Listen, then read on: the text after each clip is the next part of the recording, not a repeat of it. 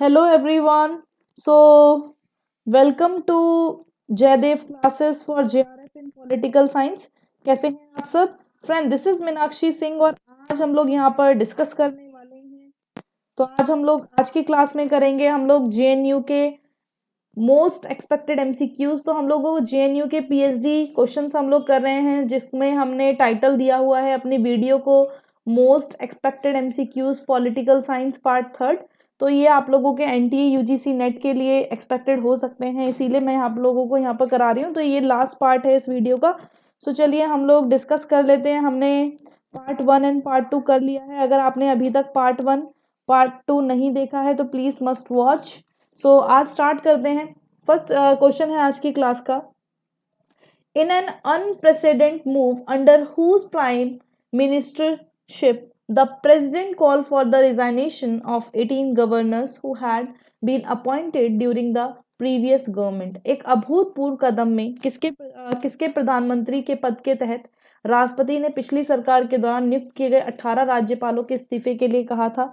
सो first है VP Singh, second is Chandrashekhar, third is Indira Gandhi and D is Rajiv Gandhi. So correct answer is VP Singh. ठीक है, VP Singh अगर आप देखोगे तो वीपी सिंह के एक अभूतपूर्व कदम में जो वीपी सिंह प्रधानमंत्री पद के तहत राष्ट्रपति ने पिछली सरकार के दौरान नियुक्त किए गए 18 राज्यपाल को इस्तीफे के लिए कहा था। तो ये वीपी सिंह से ध्यान रखिएगा।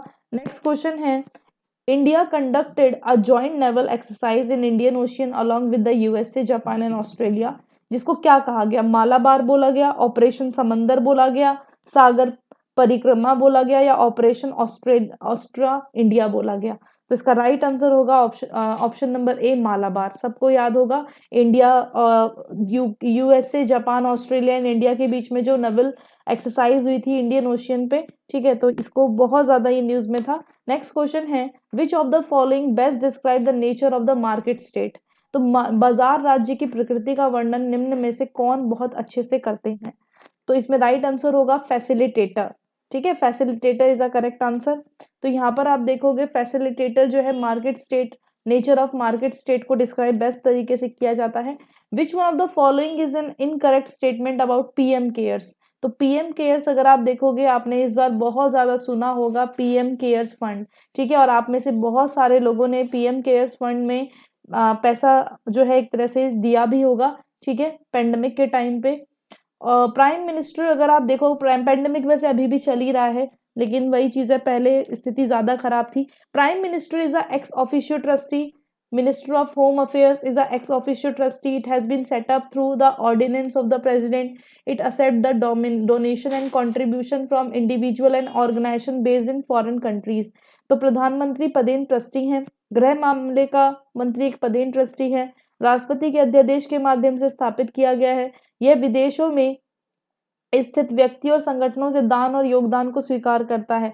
सो right answer is it has been set up through ordinance of the president. तो ये जो है इनकरेक्ट है। ठीक है, तो ये अगर आप देखोगे जो पीएम केयर्स फंड है आप लोगों का, तो पीएम केयर्स फंड की जब हम बात करते हैं तो इसके प्राइम मिनिस्टर एक्स ऑफिशियो, ठीक है, प्राइम मिनिस्टर जो होते हैं अगर आप देखोगे तो एक्स ऑफिशियो ट्रस्टी होते हैं इसके।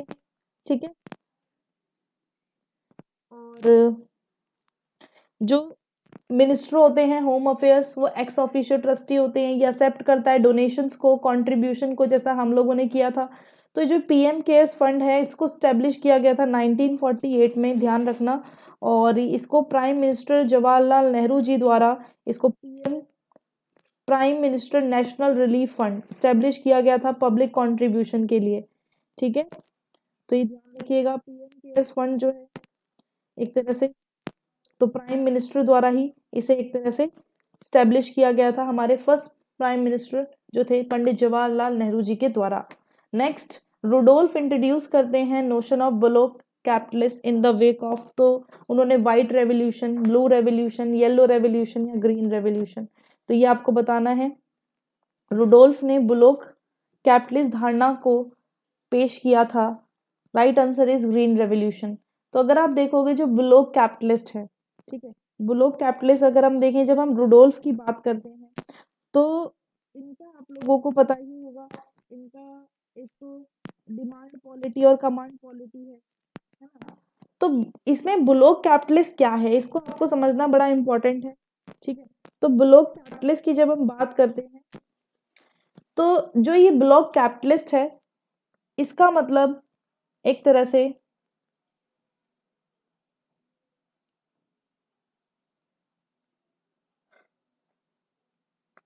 ब्लॉक कैपिटलिस्ट अगर आप देखोगे तो रुडोल्फ ने इंट्रोड्यूस किया था notion of block capitalist in the wake of, तो किसके उसमें किया था, हिंदी में भी आप देख सकते हो किसके मद्देनजर किया गया था, तो ग्रीन रेवोल्यूशन के। ठीक है। तो इसमें अगर आप देखोगे जो ब्लॉक कैपिटलिस्ट है, ठीक है, तो ब्लॉक कैपिटलिस्ट अगर आप देखोगे तो इसमें फार्मर्स के लिए है ना, किसके लिए, फार्मर, यानी कि अगर आप देखोगे जो ब्लॉक कैपिटलिस्ट है इसका मतलब है जब स्वयं नियोजित और स्वयं वित्त पोषित उनकी भूमि जोतने के लिए बैल की जोड़ी का उपयोग का समर्थन करने के लिए काफी एक तरह से देखा जाता था, तो बैल पूंजीवादियों के रूप में माना जाता था। जो ब्लॉक है ना, ब्लॉक, ब्लॉक का मतलब क्या होता है, ब्लॉक, ब्लॉक, तो यहाँ पर आप देखोगे बैल, बैल होता है ना इसका मतलब, तो यहाँ पर अगर आप देखो तो देश मतलब हम बोल सकते हैं कि सेल इसको सेल्फ यूज किया जाता, self funded, and since the land holdings are the massive enough to support the utilization of the tribe of bullocks, they came to the referred to as a block capitalist. The means of block capitalist the farmers who secure major wealth थी। तो यहाँ पर ही किसानों से related है, किससे related है, किसानों से रिलेटेड, तो ध्यान रखना।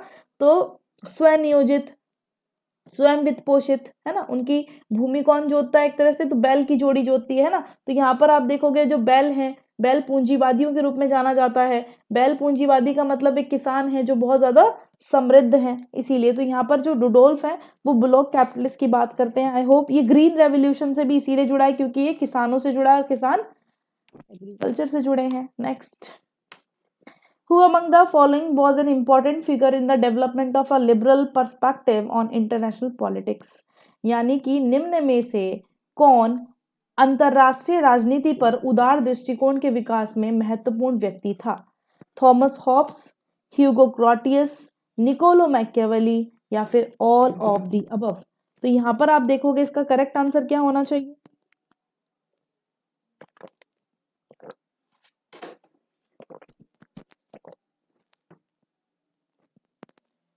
इसका करेक्ट आंसर है ह्यूगो ग्रोटियस। ठीक है, तो यहाँ पर आप देखोगे Hugo Grotius was an important figure in the development of liberal perspective on international politics.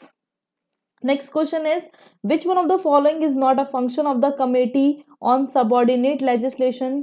अधीनस्थ विधान पर समिति का कार्य कौन सा नहीं है, evolve a systematic pattern of term of the delegation, improve करना method and publicity of the rules, lay down rules and regulation the table of house, achieve करना uniformity and rule making process को। ठीक है, तो ये ध्यान रखना, इसका राइट आंसर होगा कि कौन सा आपका नहीं है, तो ले डाउन करना rules regulation table of house की भाई सदन के पटल पर नियम और कानून बनाना, ये कोई कमेटी ऑन सबऑर्डिनेट लेजिस्लेशन का काम होगा नहीं। नेक्स्ट है माइकल फुकोल्ट आर्ग्यू करते हैं, आज हम लोगों ने स्पेशल क्लासेस में भी डिस्कस किया था, कल की स्पेशल क्लास में, है ना। तो माइकल फुकोल्ट आर्ग्यू करते हैं, ये आप सबको पता है, मैंने क्या बताया था, पावर नॉलेज की बात करते हैं, है ना, पावर नॉलेज की बात की इन्होंने, पोस्ट मॉडर्निस्ट थिंकर हैं। तो यहाँ पर आप देखोगे harsh punishment are necessary to make people obey the law, harsh punishment होनी चाहिए, ठीक है, तभी लोग पीपल जो है ओबे करेंगे, लॉ को मानेंगे। If people were more conscious of their rights, अगर लोग जो हैं बहुत ज्यादा जागरूक होंगे अपने अधिकारों के बारे में, they could eradicate power inequalities forever, वे हमेशा के लिए शक्ति की असमानताओं को मिटा सकते हैं। Power is quality reserve for government institution, यानी कि जो पावर है, शक्ति है, वो सरकारी संस्थानों के लिए आरक्षित और गुणवत्ता की है। Power is inherent in all social relation, therefore impossible to eradicate through abuse should always be attacked. सभी सामाजिक संबंधों में शक्ति निहित है और इसे भले ही दुरुपयोग पर हमेशा हमला किया जाना चाहिए, लेकिन इसे मिटाना असंभव है। सो करेक्ट आंसर इसका अगर आप देखो तो यहाँ पर जो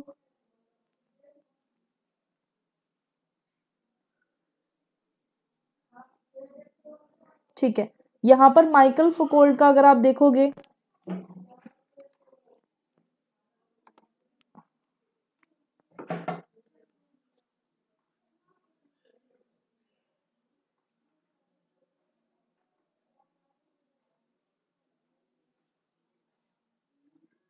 ठीक है, मैं इसको आप लोगों को नेक्स्ट क्लास में इसका बता दूंगी, ठीक है, इस क्वेश्चन का मैं आप लोगों को नेक्स्ट क्लास में आंसर बता दूंगी। माइकल फुकोल्ट आर्ग्यू करते हैं हार्श पनिशमेंट की, लोगों को ऐसे करो, ऐसा तो वो नहीं बोलते मेरे according. If people were more conscious their rights, उन्होंने पावर पर बोला, ठीक है, उन्होंने किस पर बोला कि सभी सामाजिक समूह में शक्ति निहित है, भले ही इसका दुरुपयोग पर हमेशा हमला किया जाना चाहिए, लेकिन इसे मिटाना असंभव है, ठीक है, तो ये ध्यान रखिएगा। इसका मैं वैसे नेक्स्ट क्लास में आपको बता दूंगी। मेरे अकॉर्डिंग इसका राइट आंसर जो होगा तो डी हो सकता है इसका राइट आंसर, की जो पावर है वो इनहेरेंट है in old social relation, therefore impossible to eradicate even through its abuse should be always be attacked, ठीक है, तो ये ध्यान रखना। नेक्स्ट है principle of span of control has come under revision due to, नियंत्रण की अवधि जो है high degree of unionism among employees, increase resort to automation and mechanisation, high level of education among public employees, obedience and loyalty generated by conduct rules. तो right answer होगा increase करना resort of automation and mechanisation, ठीक है, तो ध्यान रखना, यानी कि स्वचालन और मशीनीकरण के लिए बढ़ते रिजॉर्ट। नियंत्रण की अवधि संशोधन में कारण क्या है, मतलब कि जो principal of span of control है वो रिवीजन में आया, किस वजह से, तो इंक्रीज था, increasing resort to automation and mechanisation, ठीक है, ध्यान रखिएगा। नेक्स्ट है most logical criteria to distinguish the line function from staff, तो ये क्या है, अगर मतलब लाइन को स्टाफ से अगर आप अलग करते हो तो इसमें क्या होगा, तो लाइन फंक्शन अगर आप देखो, लाइन फंक्शन एंड स्टाफ अगर आप देखो तो यहाँ पर authority relationship, functional relationship, grouping of function या departmentalisation. Correct answer is functional relationship. आप देखोगे जो स्टाफ है, स्टाफ हमेशा आप हेल्प करता है, जैसे नीति आयोग, नीति आयोग से रिलेटेड क्वेश्चन आया था, तो NITI Aayog is a staff agency. But अगर हम देखें जैसे जो भी मिनिस्ट्रीज हैं, ठीक है, इसको आपको ध्यान से समझने के लिए हमेशा ध्यान रखना, जो भी मतलब जैसे मान लो नीति आयोग है, नीति आयोग कोई सा भी एक तरह से कोई भी मतलब डेवलपमेंट के लिए या फिर किसी भी चीज़ के लिए कोई भी चीज़ गवर्नमेंट को बताती है, कोई भी नीति लेकर आती है, कोई भी पॉलिसी लाती है, उसका क्रेडिट किसको मिलता है, गवर्नमेंट को मिलता है ना। तो यहाँ पर अगर आप देखोगे तो नीति आयोग क्या है, स्टाफ एजेंसी हो गई, तो क्या कभी स्टाफ को कभी क्रेडिट मिलता है, अगर जो ऑफिस अगर मान लो बहुत अच्छा बुक हो रहा है, बहुत अच्छा एक तरह से चल रहा है, उस पर बहुत मतलब प्रॉफिट हो रहा है, तो क्या स्टाफ को कभी वो मिलता है इस चीज का, नहीं, है ना, वो उसको बॉस को ही मिलेगा कि हाँ भाई उसका जो भी प्रॉफिट है वो बॉस को मिलेगा। तो ध्यान रखना, तो लाइन क्या हो गई, स्टाफ तो आपकी नीति आयोग हो गई, लाइन क्या हो गई, मिनिस्ट्रीज ऑफ गवर्नमेंट हो गई, चाहे हेल्थ मिनिस्ट्री, एजुकेशन मिनिस्ट्री, ठीक है, ये सारी मिनिस्ट्री अगर आप देखो तो ये हो जाएंगी। नेक्स्ट है मैच करना है फॉलोइंग कॉलम्स को, चिपको, नर्मदा बचाओ, आरटीआई और इंडिया अगेंस्ट करप्शन, तो इंडिया अगेंस्ट करप्शन का हो जाएगा आप लोगों का अन्ना हजारे, है ना, अन्ना हजारे हो जाएगा, ठीक है। और उसके बाद अगर आप देखोगे चिपको का अगर आप देखो तो यहाँ पर हो जाएंगे सुंदरलाल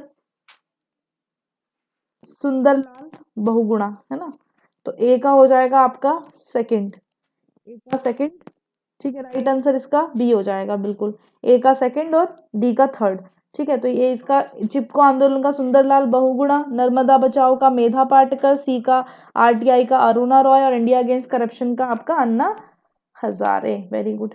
विच of the following is are correct statement about governor, governor hold करता है ऑफिस को during the pleasure of president, oath जो होती है, अफर्मेशन होती है गवर्नमेंट को, शेड्यूल थर्ड, गवर्नर के पास कोई लेजिस्लेटिव पावर नहीं है और डिस्क्रिशनरी पावर है जो गवर्नर की, ठीक है, वो मेंशन है कॉन्स्टिट्यूशन में। तो ध्यान रखना राइट आंसर ए और डी होगा, ठीक है, ए और डी। देखो गवर्नर जो है प्लेजर ऑफ प्रेसिडेंट के उस पर रहते हैं, बिल्कुल रहते हैं, और डिस्क्रिशनरी पावर अगर आप देखो गवर्नर की, वो मेंशन है कॉन्स्टिट्यूशन में। Who among the following pioneered the empirical approach in looking for the principles of public administration, तो लोक प्रशासन के सिद्धांतों की तलाश में बीड़ा जिसने उठाया, तो right answer F W. Taylor, empirical approach, principles of public administration. Deliberative democracy अगर आप देखो तो ये इन्वॉल्व करती है क्या, politician consulting their ministerial colleagues before talking decision, every major political decision being taken from the referendum, extensive public debate before politician taking decision, citizen consulting family and friends before voting. So correct answer is extensive public debate before politician taking decision, यानी कि राजनेताओं के फैसले लेने से पहले व्यापक सार्वजनिक बहस होती है डेलिब्रेटिव डेमोक्रेसी में। नेक्स्ट है which of the following are new institutional approach in comparative politics. तो न्यू इंस्टीट्यूशनल अप्रोच में अगर आप देखोगे तो रैशनल चॉइस इंस्टीट्यूशनलिज्म है, स्ट्रक्चरल इंस्टीट्यूशनलिज्म है, सोशियोलॉजिकल इंस्टीट्यूशनलिज्म है, ऑल ऑफ दी अबव। तो right answer is all of the above, क्योंकि ये न्यू इंस्टीट्यूशनल अप्रोच में सारी आती हैं। नेक्स्ट है which of the following country colonise a large part of the Latin America continent before it gain independence. तो यहाँ पर आपसे पूछा है किस देश ने स्वतंत्रता प्राप्त करने से पहले लैटिन अमेरिका महाद्वीप के बड़े हिस्से को पूरा कॉलोनी बनाया हुआ था। तो राइट आंसर इज स्पेन। ठीक है, अगर आप देखोगे और इट गेन्ड इंडिपेंडेंस तो एक बड़े हिस्से को चित्रित किया था। Which of the following country colonise a large part of the Latin America continent before it gained independence. तो राइट आंसर इज स्पेन। ठीक है, यहाँ पर ध्यान रखना निम्नलिखित में इस देश ने स्वतंत्रता प्राप्त करने से पहले लैटिन अमेरिका महाद्वीप के एक बड़े हिस्से को चित्रित किया था। तो स्पेन। शेयर्ड अगर आप देखोगे यानी shared awareness and deconfliction mechanism जो है likely check sea piracy piracy in the Indian Ocean the pact is sign between India and. तो आपको बताना है किस देश के बीच में साइन हुआ था। तो right answer is China and Japan. ठीक है, तो ध्यान रखिएगा जो हिंद महासागर में समुद्री डकैती को जांच करने के लिए जो शेड है तंत्र की स्थापना है, तो भारत और किन अन्य राष्ट्रों के बीच समझौता हुआ है। तो India, China and Japan. Next है which of the following does not hold good in relation the idea of good governance. तो इनमें से क्या नहीं है गुड। कानून का नियम, वंचितों की देखभाल, अवसर की समानता और सहनशीलता और व्यापकता। Right answer is equality of opportunity. ये गुड उसमें नहीं आती। ठीक है, not hold good relation. Next है आप लोगों का which of the following is not a role for civil services in developing countries. तो हेल्प करना पीपल को इम्प्रूव करना ताकि वो इम्प्रूव कर पाए अपनी क्वालिटी ऑफ लाइफ को, हेल्प करना पीपल को ताकि वो पार्टिसिपेट कर पाए पब्लिक प्रोग्राम में, हेल्प करना पीपल को abreast the changes social life developed countries, improve करना एफिशिएंसी ऑफ डिलीवरी सिस्टम को in public administration. So right answer is option number C. Option number C अगर आप देखोगे तो सी ये इनका काम नहीं है, सिविल सर्विस वालों का काम नहीं है कि लोगों को एक तरह से विकसित देशों में सामाजिक जीवन में बदलाव लाने के लिए लोगों की मदद करना। Next, what did Robert Putnam study the northern Italy reveal. तो नॉर्थर्न इटली रिवील में जो रॉबर्ट पुतनाम है एक तरह से, तो उन्होंने अध्ययन से क्या पता चला कि अलग थलग आबादी जो सभी प्रकार के अधिकार और तिरस्कार करती है, यानी alienated population despise authority of all kinds, a long established tradition of civic engagement, that the political culture of north was identical that the of the south। तो राइट आंसर इसका a long establish tradition of civic engagement, यानी कि नागरिक के लंबे समय से स्थापित परंपरा के बारे में पता चलता है।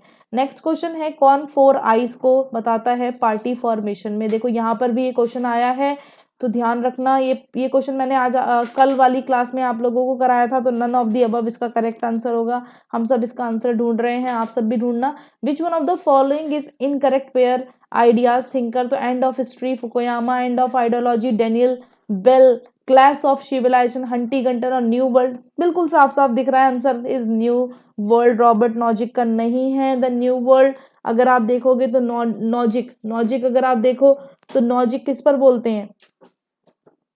नॉजिक अगर आप देखोगे तो नॉजिक बोलते हैं आपके, देखो इन्होंने रॉल्स को क्रिटिसाइज किया, आप सबको पता ही है ना, रॉल्स को क्रिटिसाइज करते हैं Robert Nozick.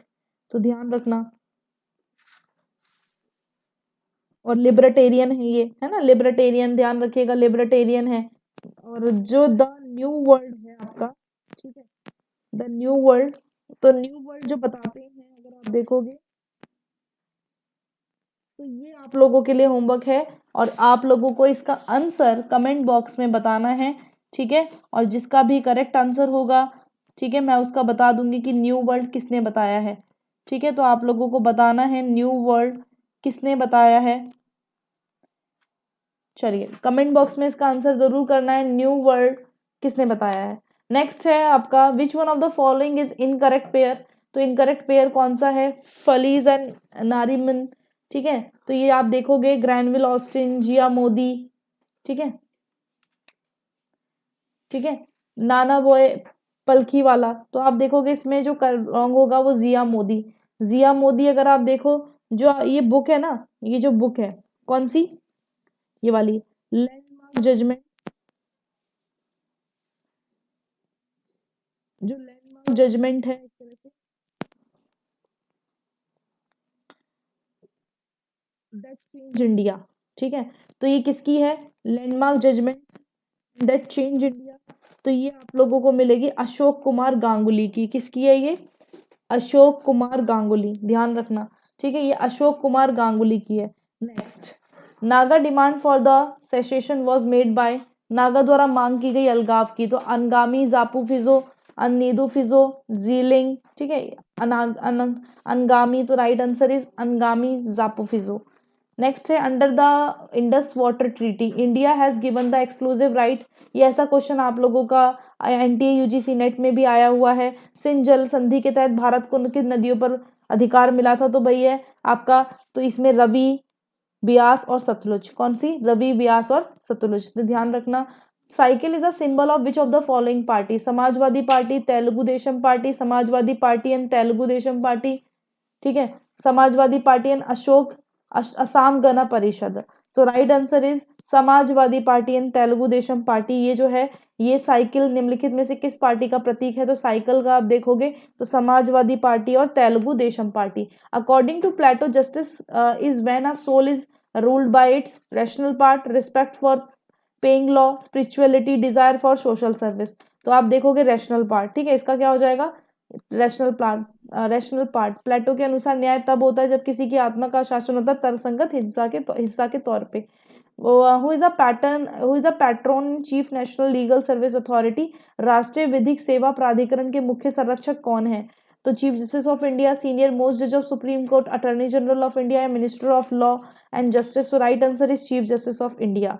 India has a Kala Pani and Susta territorial dispute with, सबको पता है, नेपाल। अभी बहुत ज्यादा ये चर्चा में था। But did Edward Said Orientalism argue? तो यहाँ पर आप देखोगे Europe have tended to define themselves in opposition to the oriental other, European culture is superior to the eastern culture. Over the centuries, European commenters and politicians have tried to hard appease militant Islam. Oriental writing reject Euro-centric dominance. So right answer is, इन्होंने जो ये जो argue करते हैं वो ये बोलते हैं कि जो यूरोपियंस हैं, ठीक है, उन्होंने डिफाइन किया है अपने आप को in opposition to the oriental other, ठीक है, ध्यान रखना, यानी कि अपने आप को दूसरों से अलग, यानी यूरोपीय लोगों ने खुद को अन्य के विरोध में परिभाषित करने की कोशिश की है। What does raison d'etre means? Raison d'etre आप सबको पता ही, मैंने उस दिन भी क्लास में आपको बताया था, नेशनल इंटरेस्ट। क्या होता है इसका मतलब? National interest. J S Mill said distinction between justice and other moral obligation correspond perfectly to the distribution between. तो यहाँ पर जीएस मिल न्याय और अन्य नैतिक दायित्वों के बीच में अंतर करते हैं। तो यहाँ पर वो परफेक्ट एंड इम्परफेक्ट ऑब्लिगेशंस को बताते हैं, स्ट्रॉन्ग एंड वीक पोजीशन को बताते हैं, एब्सोल्यूट एंड रिलेटिव ऑब्लिगेशंस को बताते हैं, या पॉजिटिव एंड नेगेटिव ड्यूटीज को बताते हैं। सो राइट आंसर इज वो परफेक्ट और इम्परफेक्ट ऑब्लिगेशंस को बताते हैं। कांट कहते हैं बेसिस ऑफ मोरालिटी क्या है? कॉन्सेप्ट ऑफ फ्रीडम है क्या? कॉन्सेप्ट ऑफ नेचुरल लॉ है? कॉन्सेप्ट ऑफ एब्सोल्यूट मोनार्की है? या कॉन्सेप्ट ऑफ चैरिटी है? So correct answer is concept of freedom is a basis of morality according to can't.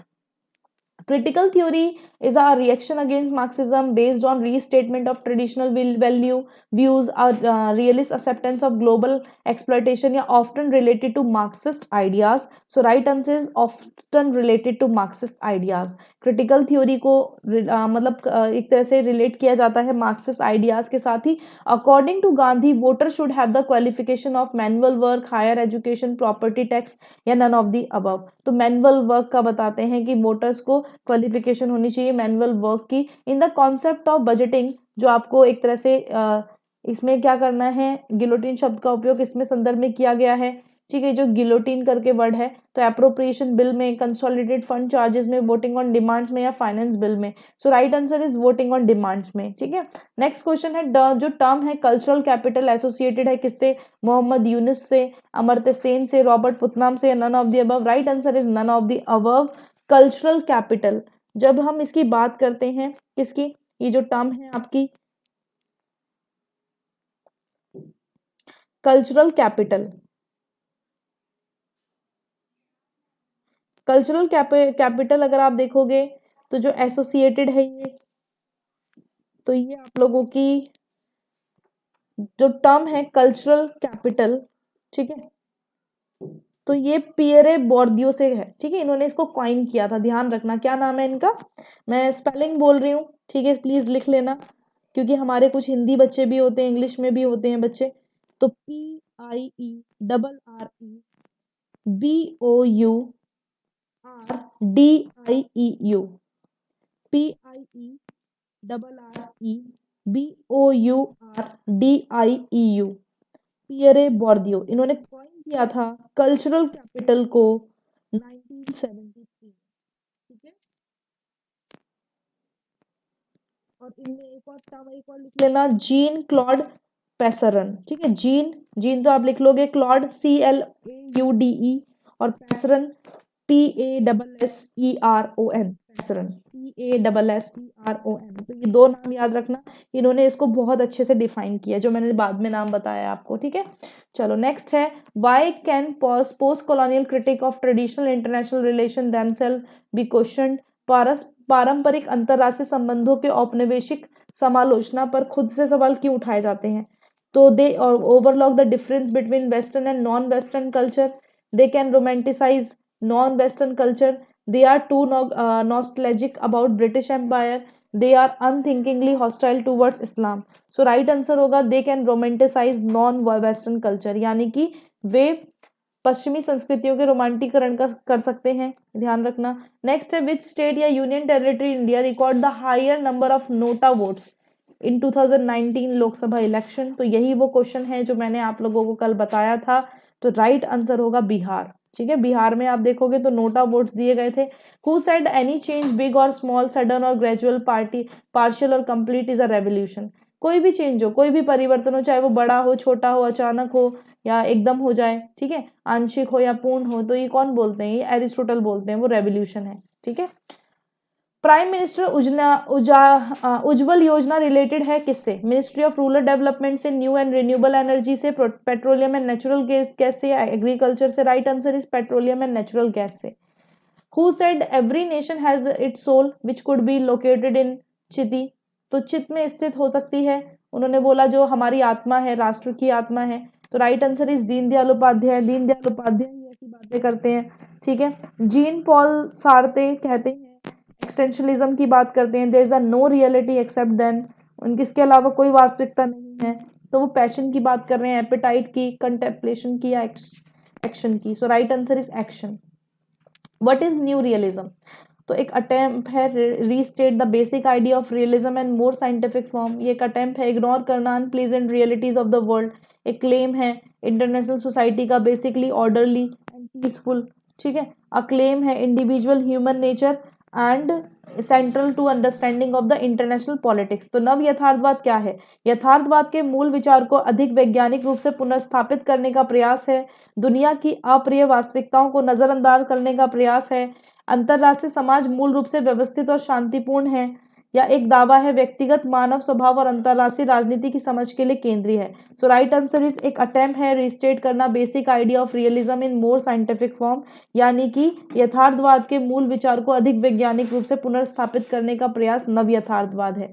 ठीक है, कंस्ट्रक्टिविस्ट आर्ग्यू करते हैं scientific query and can uncover absolute truth, material forces are much more important than ideas, truth is always socially constructed and individual and powerless to shape the world as they find it। तो यहाँ पर आप देखोगे तो constructivist जो truth is always socially constructed, जो truth होता है, जो सत्य होता है, हमेशा वो लोग मानते हैं कि सामाजिक रूप से निर्मित होता है। ठीक है, ध्यान रखना। आइडिया ऑफ गवर्नेंस जो था world bank on the basis of its experience, तो विश्व बैंक ने अपने अनुभव के आधार पर जो शासन का विचार विकसित किया था, तो कहाँ से उन्होंने अपना अनुभव लिया? साउथ एशिया, साउथ अफ्रीका, सब सहारा अफ्रीका या वेस्ट एशिया? तो सब सहारा अफ्रीका से उन्होंने ये एक्सपीरियंस लिया था, तब उन्होंने गवर्नेंस को इवोल्व किया, आइडिया ऑफ गवर्नेंस। ठीक है, ध्यान रखना, बहुत ही इंपॉर्टेंट क्वेश्चन है। और आप लोग देखोगे कि जो चीजें आप लोग पढ़ते हो उनमें बहुत ही डीपली चीजें पूछी हुई हैं। ठीक है, who said the life of man is a सॉलिडरी, poor, नेस्टी, British and short? मैंने बोला था इस तरीके का क्वेश्चन जरूर पूछ लिया जाएगा, तो आपको वर्ड्स पर ध्यान रखना है। ये कौन कौन कर रहा है ये हमारी तारीफ? Thomas Hobbes. ठीक है, चलो। History from the below provided the basis of political discourses to which one of the following school? जो एक तरह से जो नीचे से इतिहास में एक राजनीतिक प्रवचन का आधार प्रदान किया, तो किस स्कूल से है? Right answer subaltern. सबल्टन अगर आप देखोगे हिस्ट्री फ्रॉम बिलो यानी ग्रामसी, एंटोनियो ग्रामसी। चलिए, थैंक यू सो मच। आप लोगों को अगर ये वीडियो पसंद आई तो जरूर लाइक करके जाना, एंड यूजफुल लगी और कमेंट बॉक्स में अपने उस क्वेश्चन का आंसर देना मत भूलना। Thank you. Thanks for watching. Bye bye to all. Thank you.